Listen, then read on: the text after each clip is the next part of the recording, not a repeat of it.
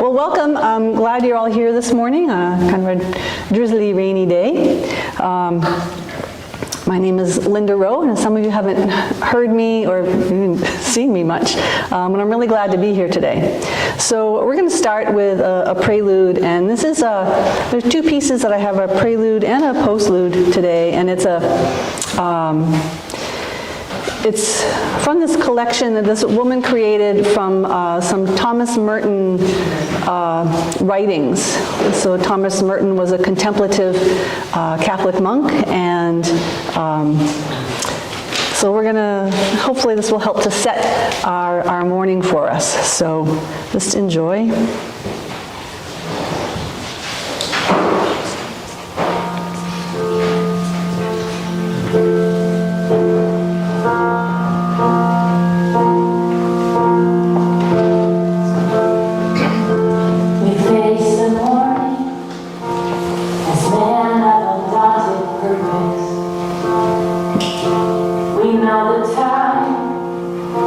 And we dictate the terms.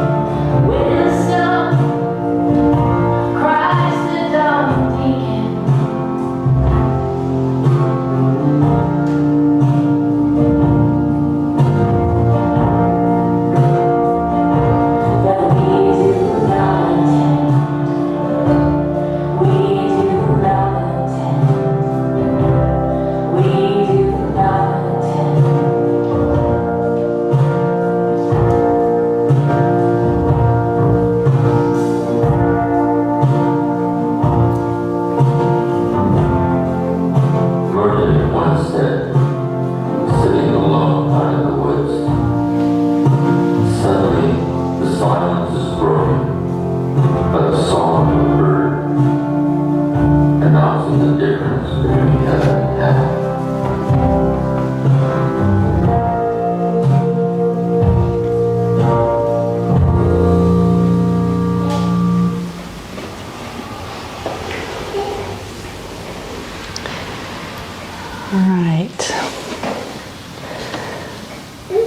I'm going to begin with some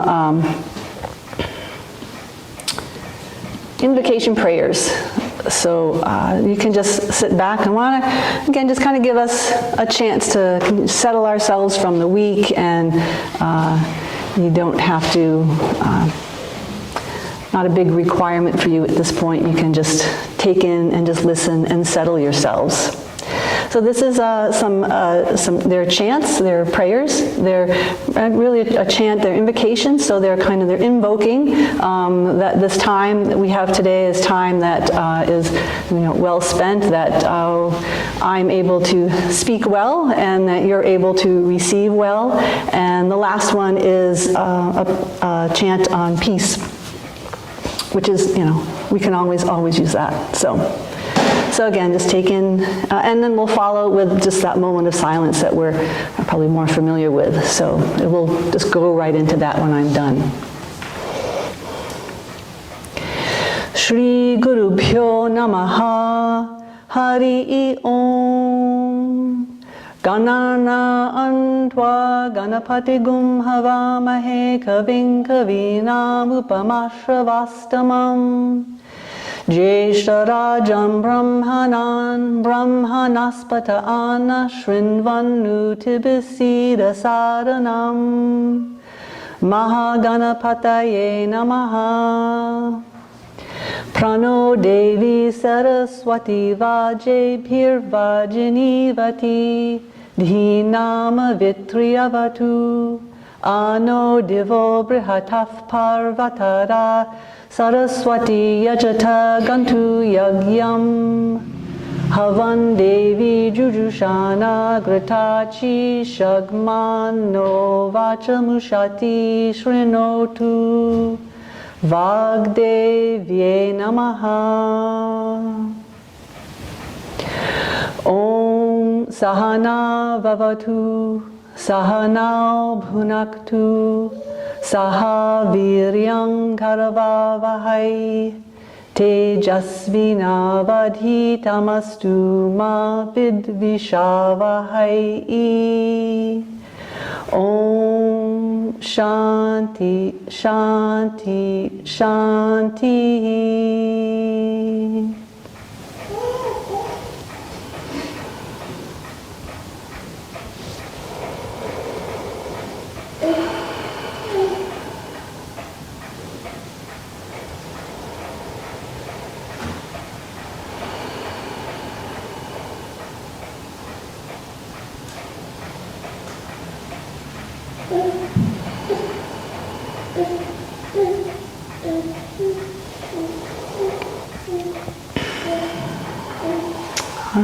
Okay, you can open your eyes. They were closed.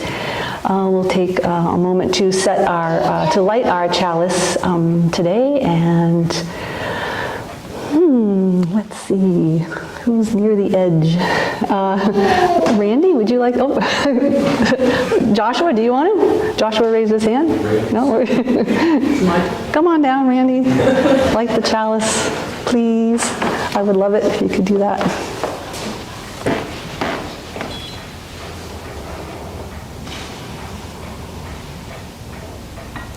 So as we light this chalice, this fire is an element, and that element gives us light, and within it also gives us light, and it illumines, it gives us sight, it gives us digestive fire, and so may our inner light burn bright as well today.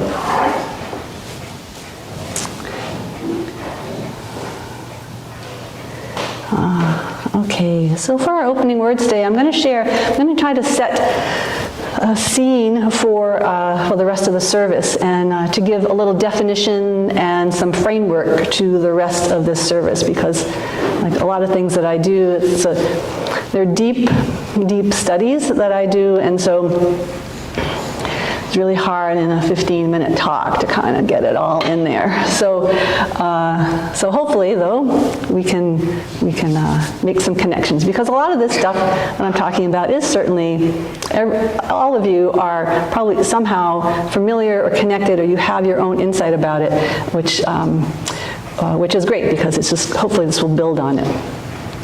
So I'm going to quote a lot from Maya Tawari, and I know Mary is familiar with her as well, and she was a teacher of mine for a while, and she's going to show up. I'll speak a little bit more about her later.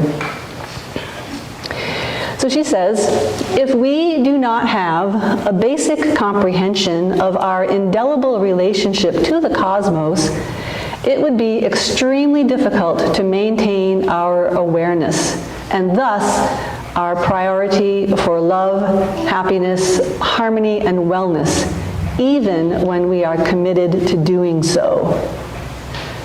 So I'm going to kind of say that in a different way, that even if we are committed to having love and happiness and harmony and wellness be a priority, if we don't have a basic understanding of our relationship to the cosmos, meaning each one of us and then everything beyond, it's just going to be very difficult to maintain our awareness and expand that awareness. A second quote of hers is, healing is perennial. It's not about popular phrases or trendy workshops.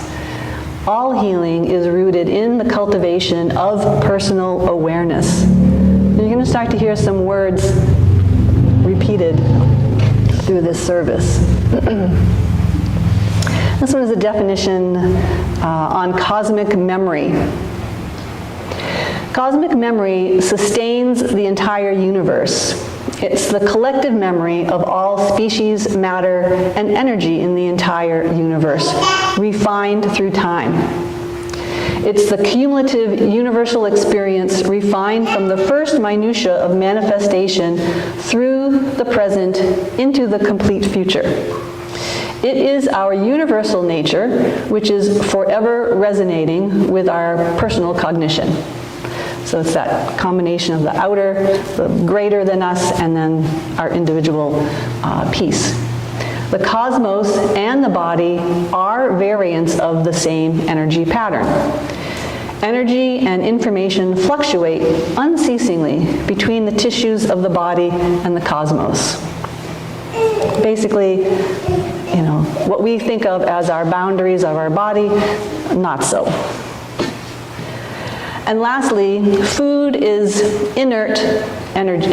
Food is never inert energy.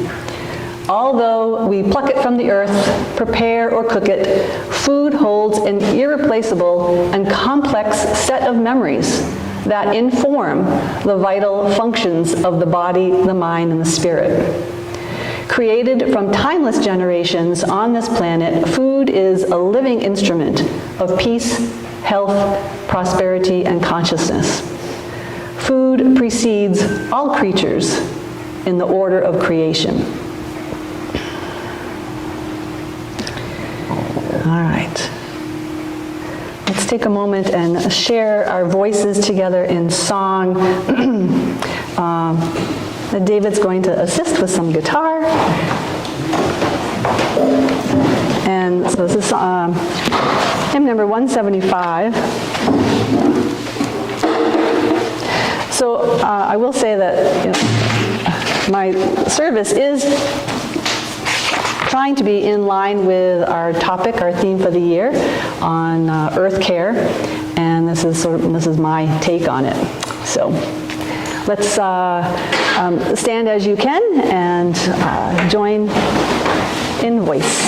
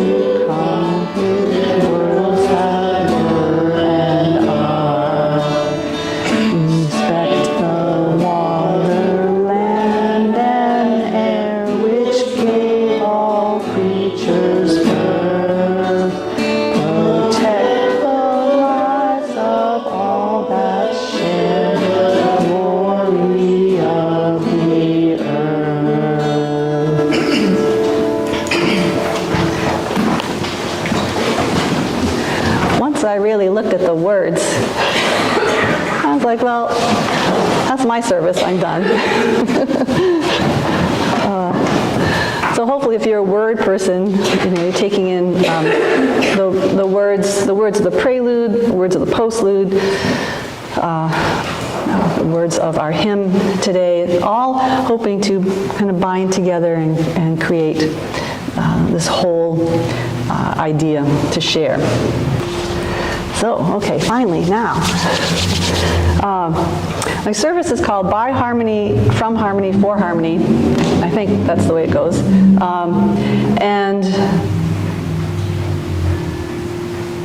Oh wait, did I miss something? Let's see. Oh yes, I did forget something. All right, so this is going to now get all mushed into one big thing. Okay, so I wanted to share one more piece of backstory. So this is, as I said, this is coming from studies and teachings that I have come to know. It is from Ayurveda, and it's a science, the Eastern study or science of medicine and living well. Ayurveda, Ayu means life. Veda means the study of, or the knowledge of. So this is all about the knowledge of life, and not just human life, but like everything. So in speaking about our topic of connecting to the earth and the care of the earth, and how do we do that with our with ourselves, to me and to maybe many of us here, it does make a lot of sense. But I do want to say that within this the Ayurvedic text, I do want to share this one little piece that has just remained with me. It's kind of mind-blowing that there's this one chapter in the 7 volumes of texts on this this compendium, or this collection on Ayurveda, where they speak about a term that literally means destruction or annihilation of communities or settlements. It's often translated as epidemics, and so epidemics and outbreaks of highly communicable diseases have blighted mankind, of course, since time immemorial. And so these Ayurvedic scholars recorded this in their works. They saw it back then. The astute observation there was that vitiated air, water, land, and the season, they took into account what season was going on, that these were key factors that were responsible for causing these epidemics, or these little breakdowns, if you will. And that in addition, this misaligned action that is committed during an individual's present life and their previous life is also responsible for the vitiation of these factors. So it is actually the individual, the human being's misaligned actions are responsible for the vitiation of the water, land, air, and in the seasons. And that it's all due to what they call, the term is called prajna aparada, which is intellectual errors. And so that's the cause. And they had it there, very clear. So according to the Vedic text, large periods of time witness a slow degradation of this aligned action and qualities such as longevity in the conduct and the attributes of humans. So the text divided these periods into 4 distinct phases called yugas, and maybe some of you are familiar with that term, yuga. The Kali Yuga is what we're said to be in now. And so we are continued, they have kind of documented that there's been this continuous witnessing of a significant degradation in this alignment of action and misalignment of action increasing, and then this longevity decreasing, more so than the preceding yuga, which is a really long chunk of time. So the analysis of the characteristics of these vitiated, these disturbed environmental factors, like a howling wind, water that's been altered through smell or color, taste or touch, land that's flooded, over-flooded, or associated with frequent occurrences of, say, like meteorites or thunderbolts and earthquakes.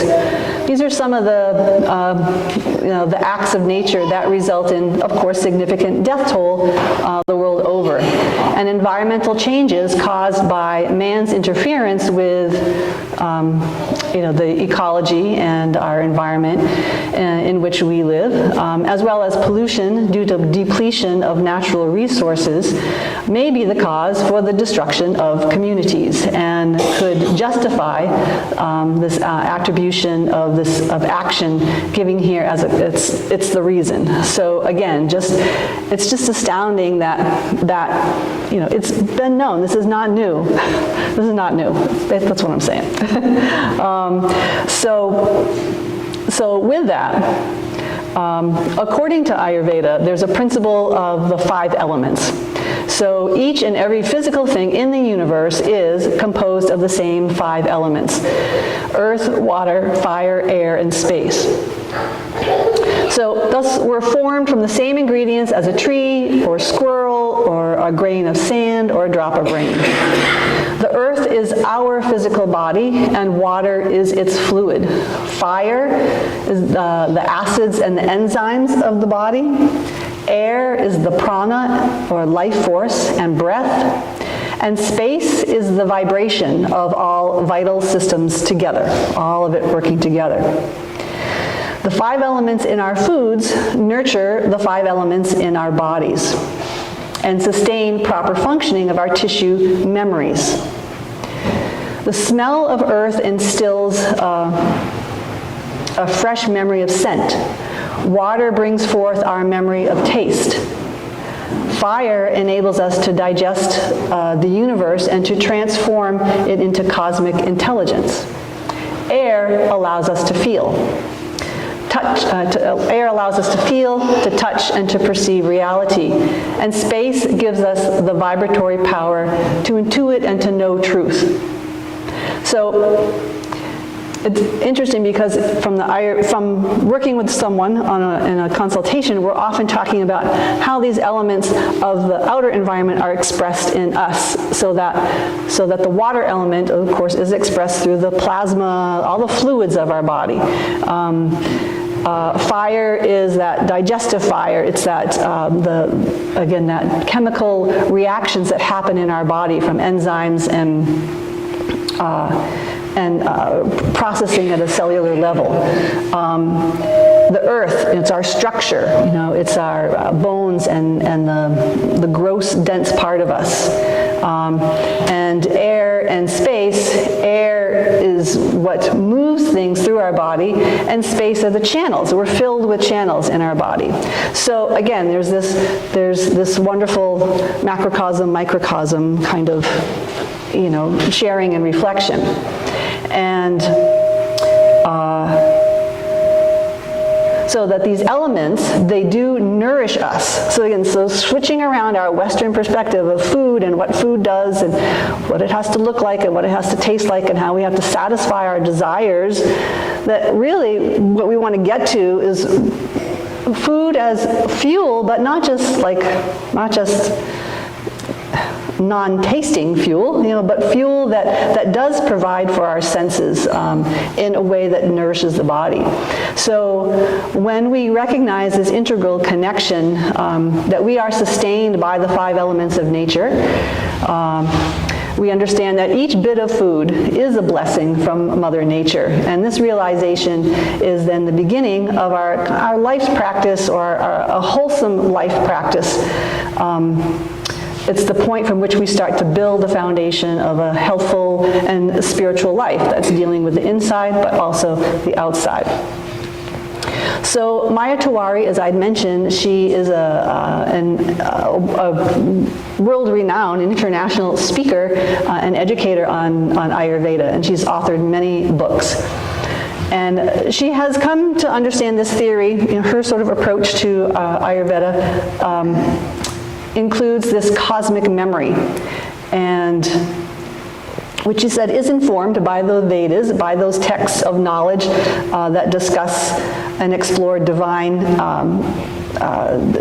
nature and our existence overall. A lot of people think that the Vedas are just, well, they're rituals and they're just these old ancient things that have no meaning anymore, but yet they do. They're basically the East Indian approach to quantum physics, basically. So it's also, this cosmic memory theory is analogous to Carl Jung's concept of the collective unconscious, only greater in scope. So it encompasses not just the memories and the cultural, spiritual associations of all people, but also of all living beings, as well as all inanimate energies. So the Vedas, these texts propose that all species hold a particular form of cosmic memory, and that in the preservation of each species, the memory is carried and protected. So when a species becomes extinct through exploitation or irreverence, then that innate memory which that species carried is lost to us forever. So as a result, we can no longer sustain within the human field of memory of the particular knowledge that was once held by that species. Like, it's not being able to be transmitted to us.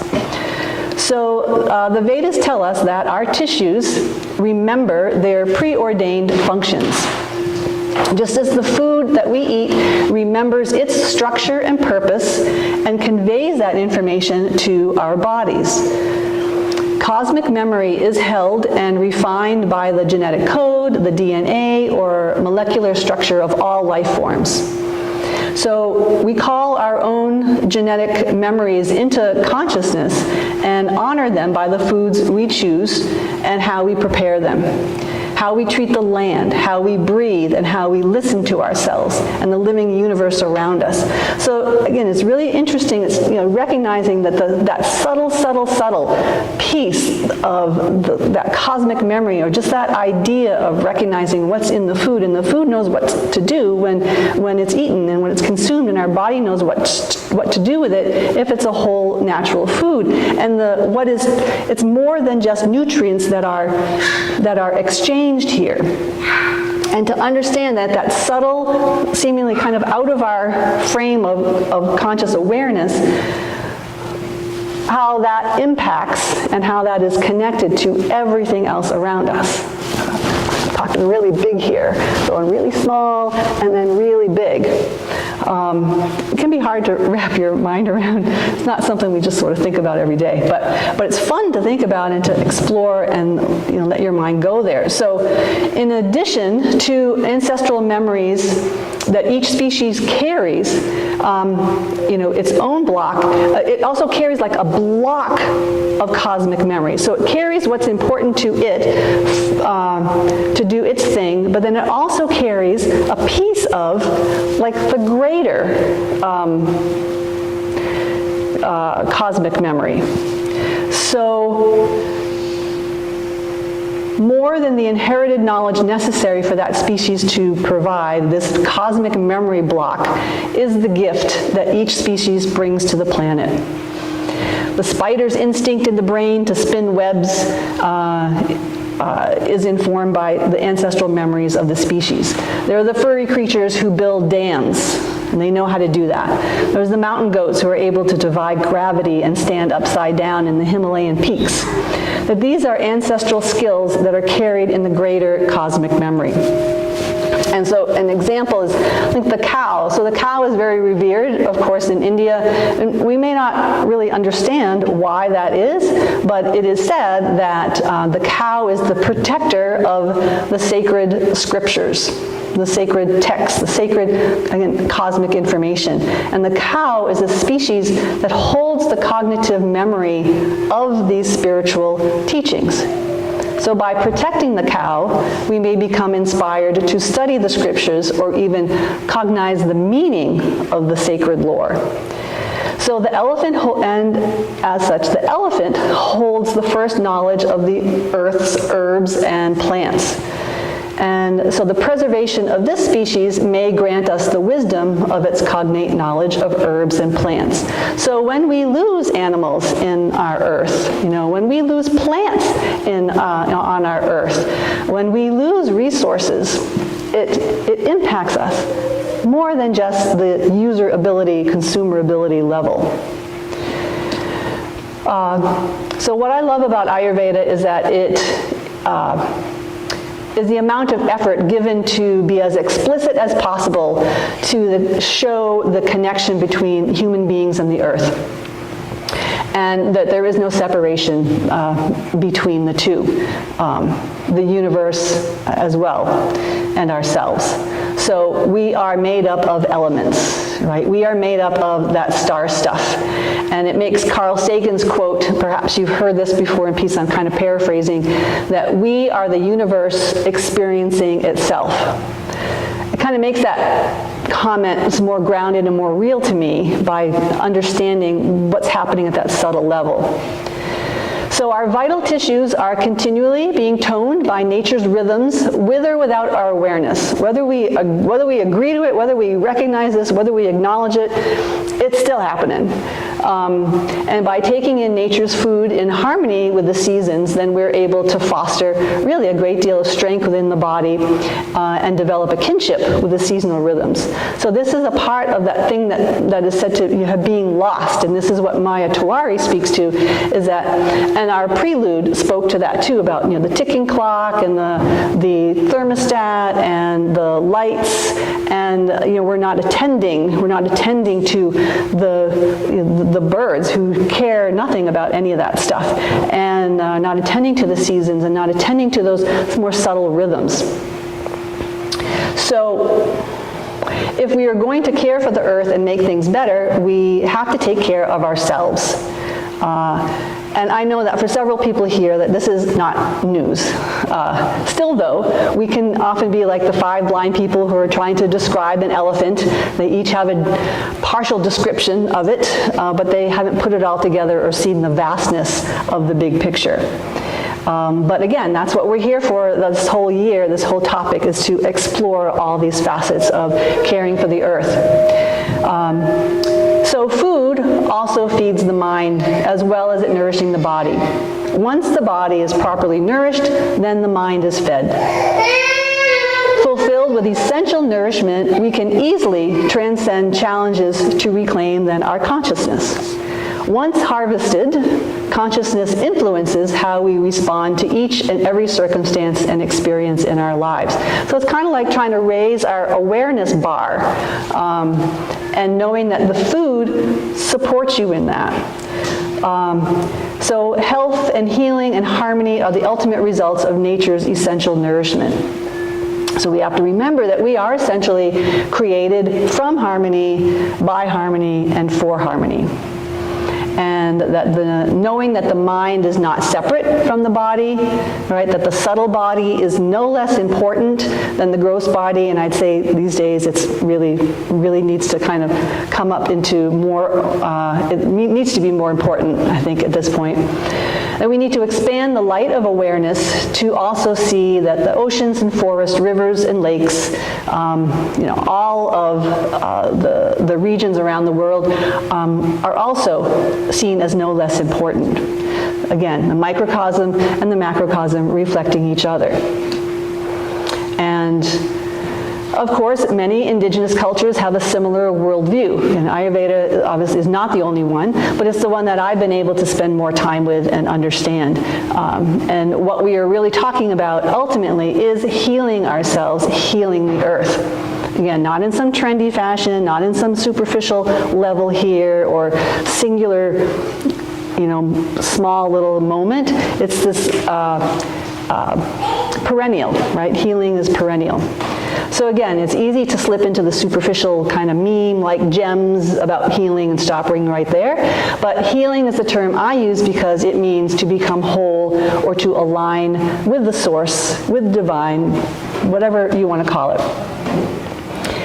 Ayurveda principles support the body, or support that the body has an innate intelligence to heal. And that if we are putting in useless fuel in the form of unnatural or adulterated foods, we're gradually going to lose our cosmic energy, memory, because the body memory of the cells they don't know what to do with this synthetic man-made stuff. So if the cells cannot get the nourishment that they need, and the channels within our body get blocked or obstructed, then there's no flow, and everything is about flow in the world and in us. So when we see these heat fluctuations, cold fluctuations in our environment, the excess rain or the drought or the high winds, they can, what will happen is that we will become more confusing. The earth will become more confused and problematic. Or these kinds of things happening are problematic to the ecosystems of the world. And we're seeing a lot of that right now. And all that seems to me, all that says to me is that the earth is out of balance. Okay, so when we're not in our individual range of what we would consider feels normal to us and feels good, right? We have this range. Some of us have a little range. We can't move around in our range very much. Other people have a wider berth to move within their range of what they eat, when they eat, their sleep, all that kind of stuff. And the same thing for the earth. It has a range. It has a range that it can live in a healthy way in. And if the same elements that we take in, the same elements that support us and nurture us, when they're in the right balance, are the same elements that will create destruction if they are not in the right balance.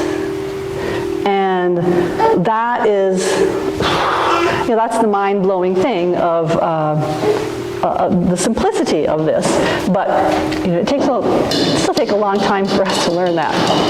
So, and this is going past adaptability. Yes, humans and the earth are very good at adapting, but I'm talking about really, being disconnected, being unconscious, being unaware of which all create a false starting point in our minds and then lead to poor outcomes and results because we weren't based in a clear, conscious, unified place to begin with in our thoughts.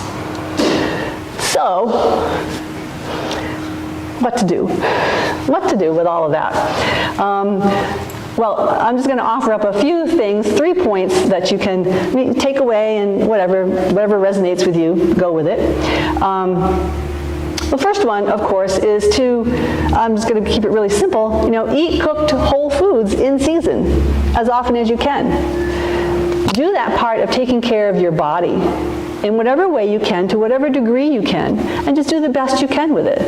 Right, there's the ideal and there's the real, as we say in Ayurveda. And so what's the ideal, of course, we would all love to eat fresh foods and cook it fresh and every day for 3 meals. I don't have time for that, but I do the best I can with my schedule and what I've got going on.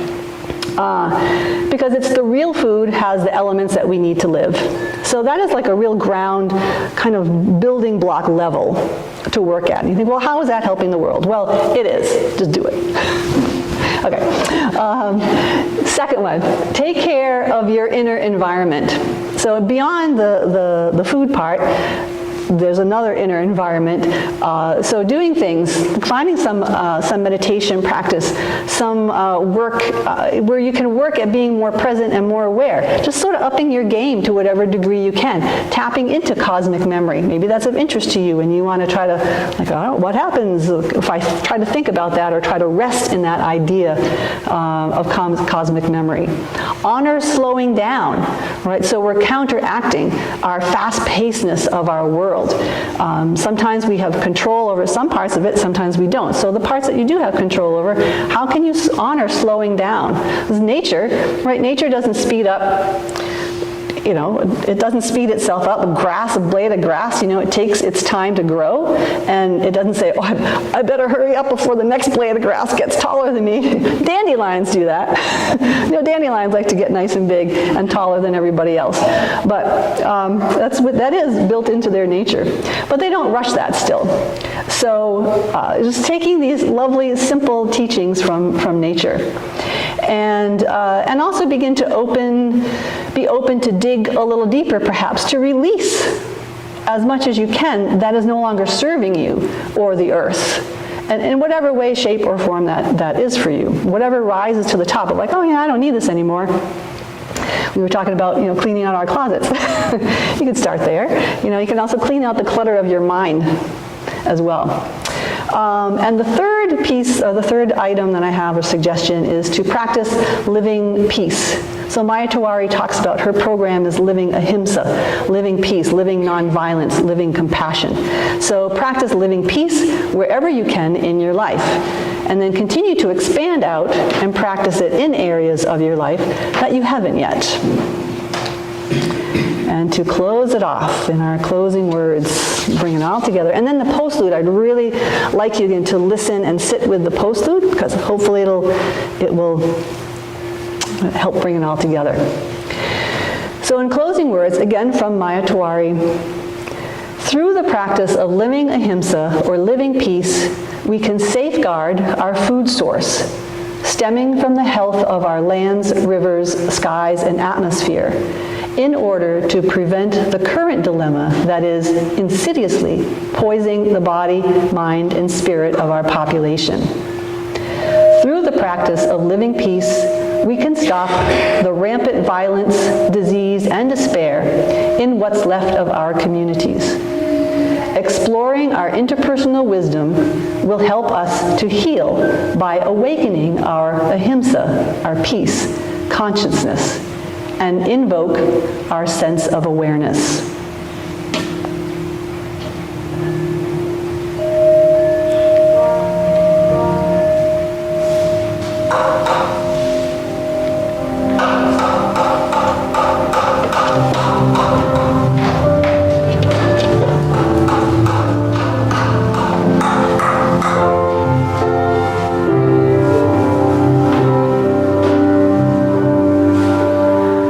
Come back me to the palace of nowhere.